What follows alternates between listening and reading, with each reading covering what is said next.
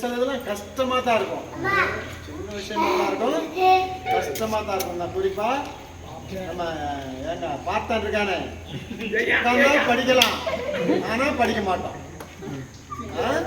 Time என்னன்னு பார்த்தா பார்க்க தெரியலாம், ஆனாலும் அதை கத்துக்க மாட்டோம். அதை எப்படி கத்துக்கிறது?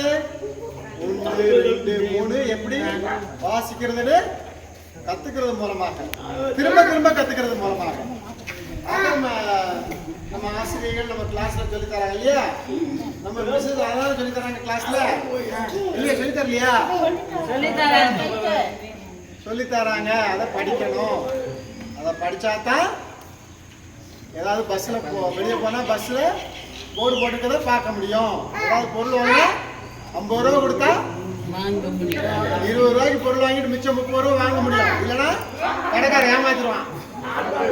சரியா போச்சு தம்பி, 10 ரூபாய் கொடுத்துட்டு நான் 30 ரூபா மிச்சம் இருக்கு தம்பி அப்படின்னு சொல்லி ஏமாத்திடுவான். அதுக்கு என்ன செய்யணும்? என்ன தெரியணும்? சரியா? எழுத படிக்க தெரியுது, கொஞ்சம் கொஞ்சமா இம்ப்ரூவ்மெண்ட் இருக்கு, கொஞ்சம் ஒழுக்கமா இருக்கீங்க, இல்லைன்னா சுத்திக்கிட்டே இருப்பீங்க. இன்னும் ஒரு சிலர் 2 3 பேர் சுத்திக்கிட்டு இருக்காங்க.